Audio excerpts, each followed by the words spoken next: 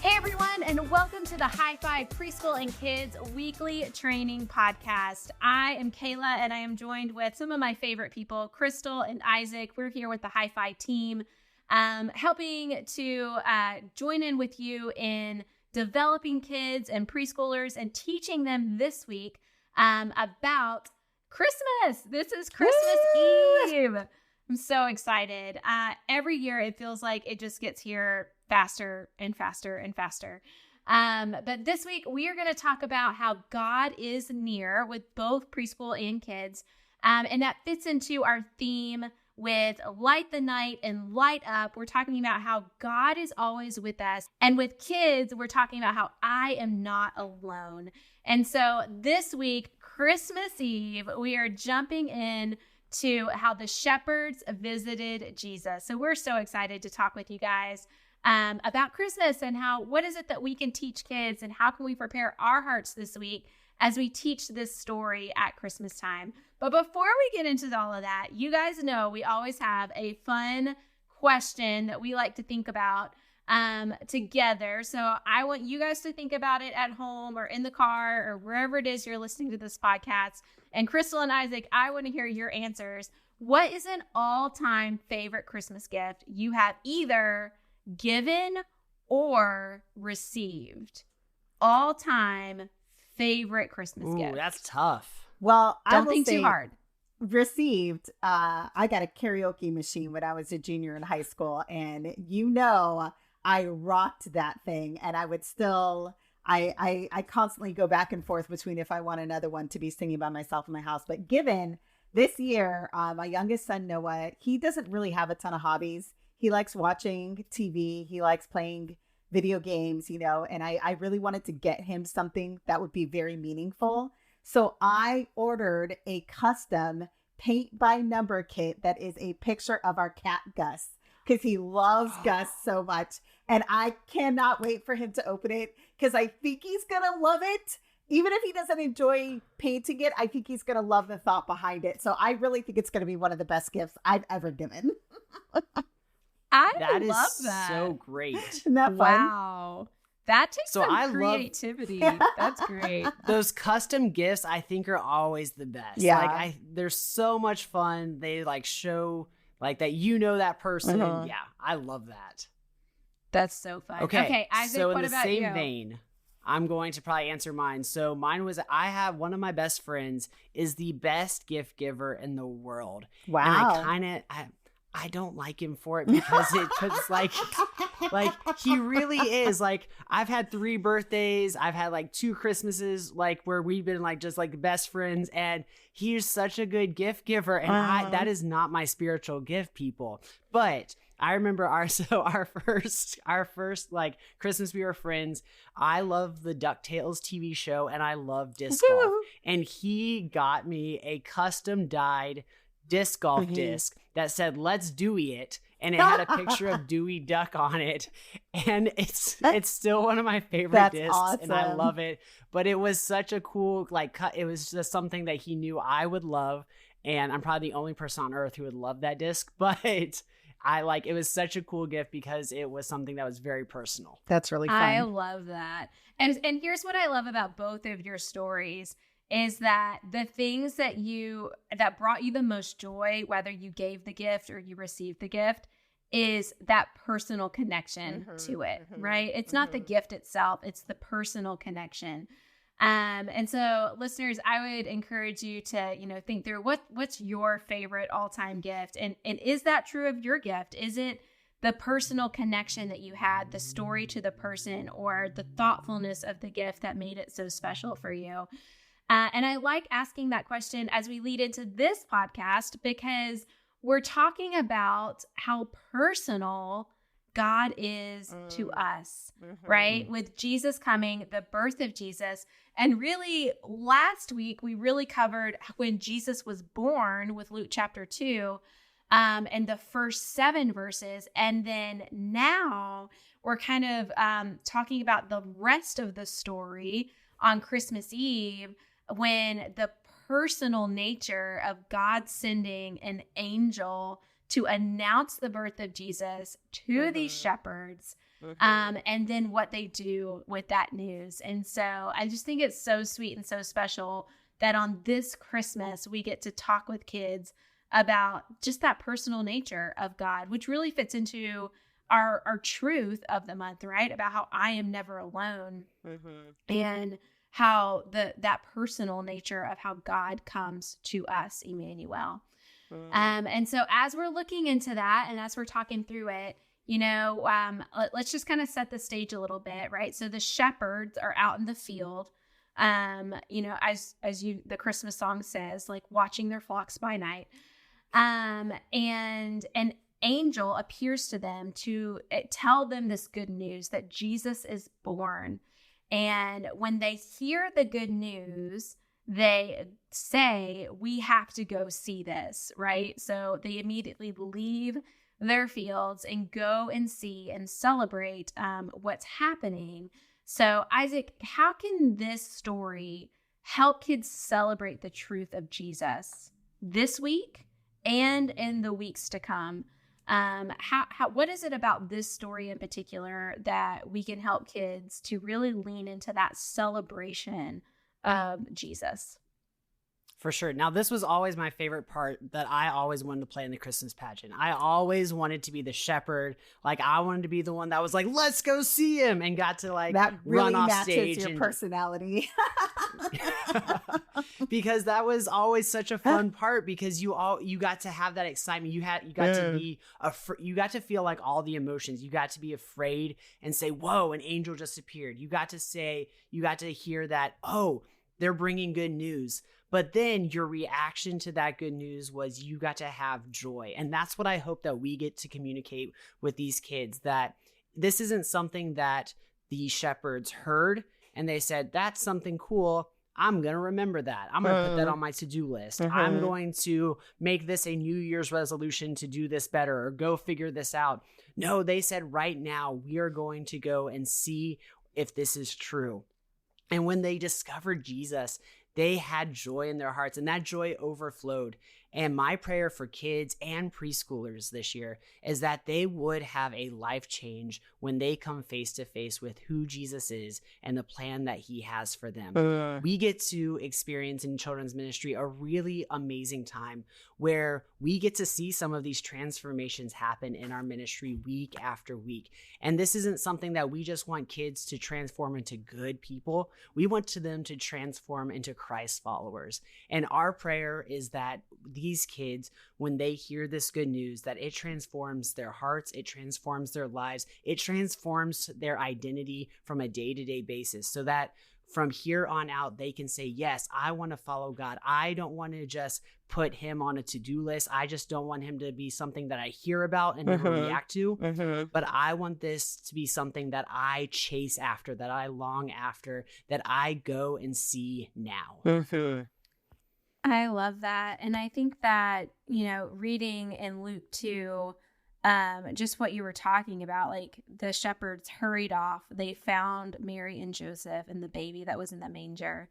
And after seeing them, they reported the message they were told about this child. And all who heard it were amazed at what the shepherds said to them. I love that action of they heard it, they responded, they acted, and then they went and shared it. Crystal, how does this idea of looking at how the shepherds responded to this good news, how does this change our perspective of how we respond to the good news or how we share the good news? Yeah, I've thought a lot about our Hi-Fi spiritual pathway, right? That we talk about, knowing that when we have kids that come into our ministries, and I'd say even, families that come into our ministries, and they're all in different places. There are some who have not yet put they haven't believed this good news. It's not personal for them yet. And then you've got other ones who have been believing it for a long time. And I think what's so unique about this story is that we see that this recognition of God's nearness to us and this Savior that was born results in an excitement that we cannot contain. And so those should go hand in hand, is that the truth of Jesus is too good to hold on to yourself. Like, that transformation that happens inside of us. It's too great for us to hold on to. And we should be telling the world. And so if you are brand new coming into church for the very first time, and this is the first time that you're hearing this story, we want you to know the truth that God is near to you, that he sent Jesus because he loves you and wants to have a relationship with you. And that is such good news that when you believe it, you're going to want to tell everybody. But then we also want those families that have heard this, like this might be their, we're thinking about a kid's like 6th, 7th, 8th, 9th, 10th Christmas. It's a family's 30th, 40th, 50th Christmas hearing this good news. It's still so exciting that God is near to you, that who can you tell? Like, let it bubble up inside of it. Let it be new every time you think about it. And that newness and that excitement of the truth of what it is compels us to tell people. Like, I just imagine those shepherds could not, they couldn't hold it in. It was so amazing and incredible. And so that's one of the things that I think is kind of fun about us having this story on Christmas Eve. We could have gone the route of it being, just focusing on that birth of Jesus that we did last week, but it's like, it's the birth of Jesus. And now go forth. And now who can you tell? And now don't you want to share? Our response to the good news of Jesus should be trust and transformation that then results in us telling other people as well. And so I just think it's a great thing we get to share this week. Thank you for sharing that. As you were talking about the spiritual pathway, I just am reminded of how much we can learn from these shepherds, right? They obviously encounter these angels through the message of God that the Savior has been born.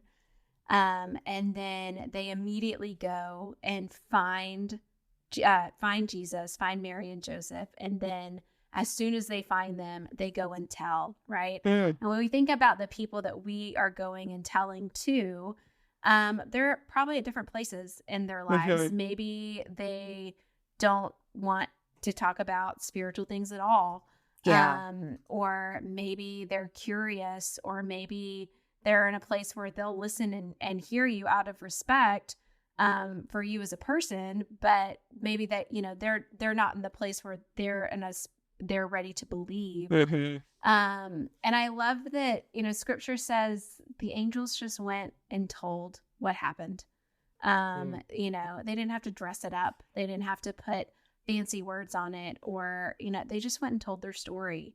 And so often when we talk about like sharing the gospel or sharing the good news, sometimes that happens in small increments, in small steps, rather than all at once. I grew up in an era of gospel presentation. And so what it meant to share the gospel was to go through this big presentation.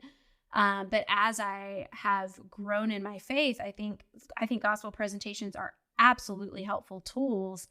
And when I am just talking about what's happening in my life, how God is changing me, things that I'm seeing happen in my own story, that sometimes those happen in small moments as well. And I just love how the shepherds just went and told what happened to people, and they were excited about it.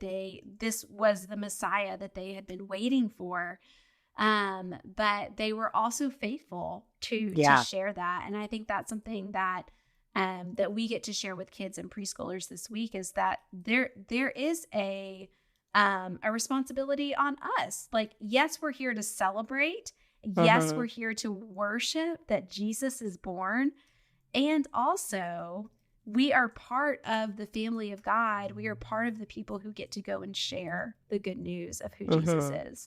So I think that's really, really sweet.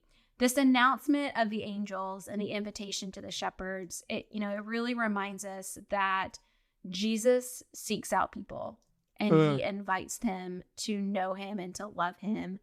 How do we see this message of God's faithfulness and his nearness not only resonating with kids, but also thinking about the families and the volunteers, our team that is surrounding us? Like, how do we kind of help our leaders and our families understand just the faithfulness and nearness of who God is. Yeah, I think there are a few different ways that we can approach this, because we don't know the circumstances for a lot of the families, leaders that are coming into our ministry.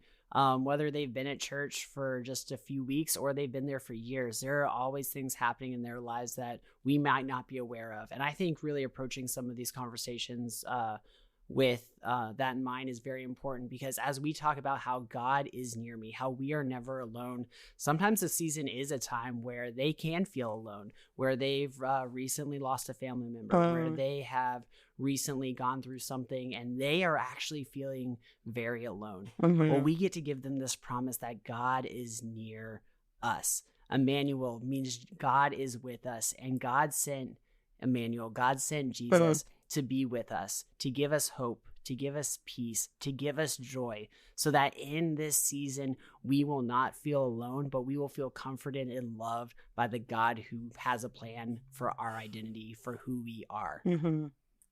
Yeah. And, I like one of the things with Hi-Fi, of course, is we are so intentional about giving your churches tools in order to build belonging in your communities. Like if you haven't seen, we've got a really fun video of somebody running Holly Jolly Palooza, which was our Christmas event that we provided, like from our email templates, our text templates. Like we're constantly wanting to give you tools so that you can remind kids and families like you are here for them. This is their place. This is their belonging. This is their community. But ultimately, we want those families to know that God is near them, because we're not going to be here forever. Our churches aren't going to stand here forever. The only thing that is 100% reliable and constant is Jesus himself. And so as kids and families come to understand this idea that God is near to you, always, always, always, no matter how you feel, no matter what is going on, no matter what is happening, has happened, or is going to happen, he is near to you, and that truth won't change. And we're going to do everything we can as a church to come around you and to help you feel this and see this in real and tangible ways. We're going to have fun. We're going to send you text messages. We're going to celebrate you and do all of these things. But ultimately, we want you to know that you are not alone. God is near you because it's who he is. He loves you, and he is so amazing, and he is so great. And as families come to understand this rock solid faithfulness and closeness of Jesus himself, it becomes something that changes their identity, their mentality, their feeling about everything, no matter where they are, no matter what is going on. And I just think that that is the most incredible thing that we get to do this Christmas season. Crystal, Isaac, thank you both for being here, for pouring into this session and this content and this podcast to walk us through and to just kind of prepare our minds and our hearts as we get to teach this Christmas Eve about how God is near to us. We would be remiss if we did not also just acknowledge that this is one of the 2 times of year that we have friends and families from all over who are in our churches, and we want to be prayerful and be mindful of just the opportunity that we have this Sunday to really love and care for our neighbors and those around us who may not be with us on a regular basis. And so what a fun week to get to talk about how God is near, how he loves us, how he cares about us, how he's with us, how he's always with us, and that he's for us. Listeners, we hope you have a very Merry Christmas, and that this week and the weeks to come that you are celebrating and just seeing and knowing the love that God has for you, that he came. He is Emmanuel. He is God with us, and he is coming again. And so as we wait, we are patiently looking forward to the day when Jesus makes all things new. And until that time, we get to have the joy and the privilege of sharing Jesus with the kids, the preschoolers, the families in our ministry. So So we are grateful for you and walking alongside you as we share the good news of Jesus together. Merry Christmas. And Merry Christmas.